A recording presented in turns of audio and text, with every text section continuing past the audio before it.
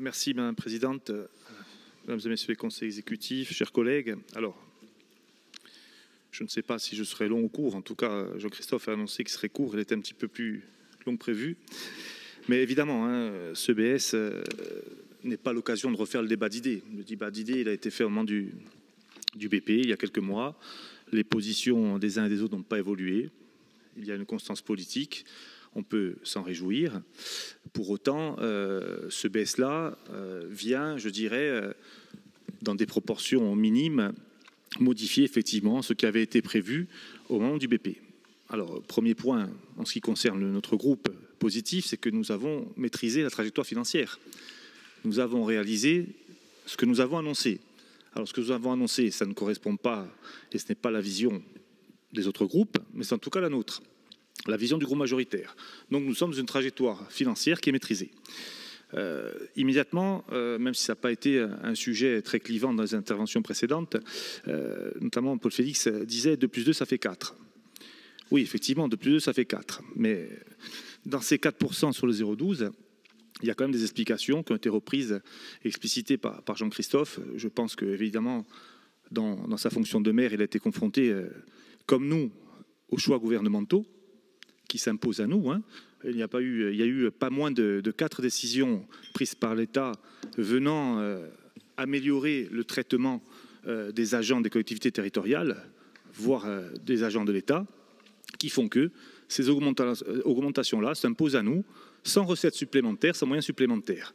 Donc ces 2% sur 1,78 que nous vous proposons aujourd'hui d'adopter au BS n'est pas le fruit de mauvaise gestion de la masse salariale, mais simplement le fait d'une augmentation de la masse salariale par des décisions qui ne sont pas prises par notre collectivité, qui s'imposent à nous. Donc là encore, on peut quand même se féliciter sur une masse salariale à 242 millions, me semble-t-il, d'avoir une augmentation de 4 millions, qui est en grande partie, la cause de facteurs exogènes à notre collectivité. Ça, c'est le second point. Là-dessus, je pense que l'emprunt, on en a parlé, et de dire qu'il n'y a pas de recours supplémentaire à l'emprunt. Alors vous me direz 99 millions d'euros, mais là encore, nous avions estimé l'emprunt nécessaire pour que notre collectivité fonctionne, et elle fonctionne sans recours à l'emprunt supplémentaire. Alors pour entrer dans un champ un petit peu plus politique, Xavier nous disait il n'a pas retrouvé, je dirais, l'introduction politique. Effectivement, on n'a pas parlé d'héritage, c'est vrai. Nous en sommes très satisfaits aussi. L'héritage a été soldé. Si je dois imager, j'ai envie de vous dire qu'on est passé chez le notaire et ça nous a coûté très très cher. Alors oui, l'héritage est soldé, mais à quel prix? Alors aujourd'hui, on n'en parle plus d'héritage. Effectivement, ça fait 7 ans que ce groupe est en responsabilité. Il n'y a pas cette introduction politique visant à dire qu'il y a eu une gestion, non pas mauvaise, une gestion en tout cas qui a induit je dirais des résultats qui parfois ont été néfastes, voire contraires aux intérêts de la collectivité. On ne va pas revenir sur la Corsica Ferries, mais en tout cas, c'est des choses qui sont factuelles et que nous avons soldées. Effectivement, en tout cas, en ce qui concerne les groupes nationalistes, il est vrai qu'il y a un certain antagonisme entre les recettes, notamment sur les DMTO, sur le tabac, sur tout ce qui est en lien avec le pétrole, et la vision politique. Bon, mais là encore, je vais éviter de faire bondir Jean-Martin dans sa chaise. Je ne vais pas dire que l'autonomie sera la solution à tout, loin de là. Simplement, on se rend compte que nous avons aujourd'hui une structure de recettes et une structure budgétaire qui s'impose à nous, et que effectivement, l'autonomie, non pas l'autonomie pour l'autonomie, mais une autonomie réfléchie, partagée, travaillée, peut effectivement nous permettre de faire évoluer cette matrice de recettes et de maîtriser, je dirais maîtriser, et de se réinventer sur ces recettes-là. Pourquoi ? Quand on prend les DMTO au niveau notamment national sur les ventes, on se rend compte que sur 2022, notamment la fin de 2022, avec la hausse du taux d'intérêt, eh bien les ventes se sont effondrées. Pas chez nous. Pourquoi elles ne se sont pas effondrées? Et c'est là que, Jean-Christophe, je vais vous rejoindre, c'est de dire que ce qui fonctionne ici, ce n'est pas la vente de résidence principale, c'est la vente de résidence secondaire. Pourquoi? Parce que les gens qui peuvent acheter des résidences secondaires en Corse n'ont pas de problème vis-à-vis de taux d'intérêt, de l'emprunt et de la capacité à acheter. Et ça, c'est un vrai problème pour nous. Donc, on l'assume, on le subit. Mais la réalité, c'est celle-ci. Effectivement, est-ce qu'on peut se réjouir, à la veille d'une motion en soutien aux buralistes, est-ce qu'on peut se réjouir de la fiscalité du tabac qui augmente? On ne le pense pas, on ne le dit pas, mais là encore, ça fait partie de notre structure budgétaire. On ne va pas se flageller, on ne va pas s'automutiler. C'est des recettes qui sont là. effectivement, ça nous inquiète que ce soit des recettes non pas pérennes, mais bien plus que ça, des recettes qui évoluent. On souhaiterait qu'il y ait une inversion sur sa chose. Mais oui, aujourd'hui, elles font partie intégrante de la structure budgétaire. Et sans cela, nous serions en faillite. Oui, nous le disons, nous l'assumons. Et tendre vers l'autonomie avec une nouvelle matrice budgétaire, avec des nouvelles recettes en perspective qu'il faudra aller chercher, il faudra les convaincre dans les transferts de compétences, c'est l'horizon qui s'ouvre à nous et c'est là où elle travaille. Ensuite, ce qui n'a pas beaucoup été évoqué, hormis, je crois, c'est par Jean-Christophe, c'est le social. Alors le social, les dépenses augmentent, et là il y a deux niveaux. Nous assumons et ces dépenses augmentent parce que c'est une volonté, une vision politique, un choix politique d'accompagner les publics les plus précaires. Mais c'est vrai aussi que ces dépenses-là, elles s'imposent à nous, parce que l'évolution des dépenses sur le social nous dépasse et va nous dépasser de plus en plus. Donc là aussi, il y a un travail conséquent qui est fait par les services, je pense du service social bien entendu. Il faut avoir un suivi très, très fin des populations, sans quoi là aussi nous serions dans une difficulté qui, à mon sens, ne tardera pas à arriver. Et oui, il faudra de nouvelles recettes. Mais là encore, j'ai envie de vous dire, nous sommes le territoire le plus pauvre de France. Nous connaissons nos difficultés, nous connaissons notre structure économique, nous connaissons l'écosystème. Là encore, ce n'est pas à moyen constant, ce n'est pas dans le périmètre actuel que nous pourrons faire évoluer les choses et créer plus de richesse en Corse. Il va falloir là aussi travailler sur le sujet. Alors je vais encore revenir à l'autonomie. On va me dire que l'autonomie serait la solution à tous nos maux. Ce n'est pas ce que je dis. Je dis simplement que nous sommes aujourd'hui à la fin d'un cycle budgétaire, un cycle, j'ai presque envie de vous dire sociétal, parce que nous arrivons au bout d'un système et que nous avons grandement besoin d'un changer.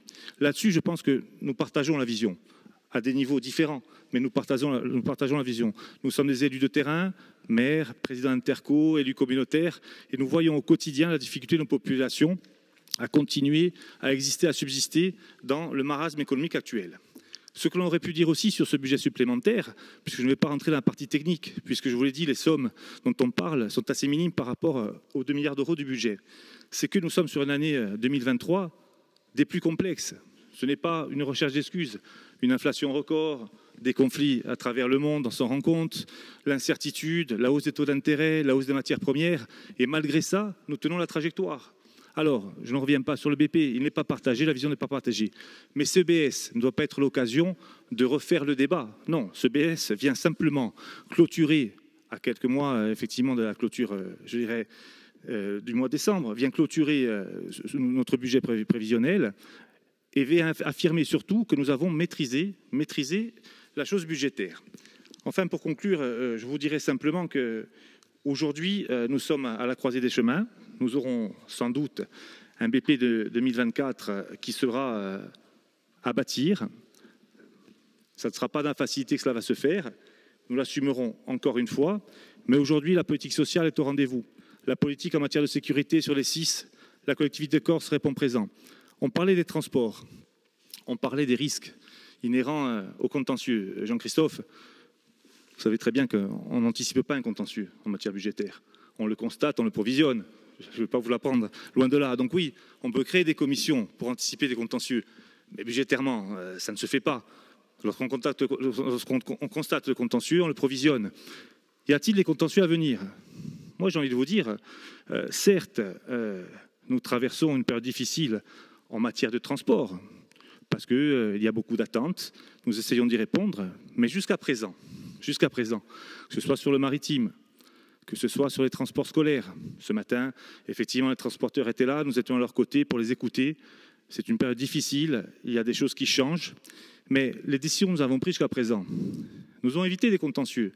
Quand on est dans une CAO, je le dis très clairement, il y a des règles, on les respecte, même si les choix qui nous sont imposés par les marchés publics ne sont pas ceux que nous aurions voulu faire.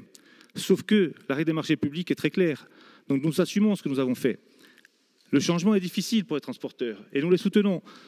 Charge à nous de travailler, de créer des conditions du dialogue, de trouver des voies et moyens pour que ces sociétés historiques dans certaines micro-régions puissent perdurer, continuer à exister. Oui, nous serons aux côtés des transporteurs. Nous sommes là, il n'y a pas d'opposition de majorité. Comme vous, nous serons aux côtés des transporteurs. Parce que c'est vos micro-régions, c'est nos micro-régions, c'est nos familles, c'est nos amis, c'est des gens qu'on connaît depuis tout le temps. En matière d'aérien, alors ce matin, effectivement, il y a de l'inquiétude. Évidemment qu'il y a inquiétude dans l'aérien. Je ne vais pas me pencher sur l'aérien, faisant partie de CDSP, je ne rentrerai pas dans le sujet. Mais là encore, nous essayons et nous prenons les bonnes décisions, des décisions justes. Nous négocions, nous travaillons, je n'irai pas plus loin, mais on ne peut pas dire qu'on ne fait pas le job. On ne peut pas dire qu'on prend un risque, bien au contraire. On analyse, on se pose et on écarte le risque. Parce que ce qui s'est passé précédemment, les 100 millions de la Corsica Ferries, on ne veut pas le revivre. On ne veut surtout pas être responsable de ça. Donc aujourd'hui, je crois que sur ce sujet-là, j'en appelle à l'unité nationale, on va dire ça comme ça. Il n'y a pas d'opposition, il n'y a pas de majorité. Il y a une assemblée qui doit garantir des transports de qualité sur son île, sur son territoire, un service public fort, avec des emplois corses. Et ça, c'est notre vision. Et nous la défendrons jusqu'au bout. Merci.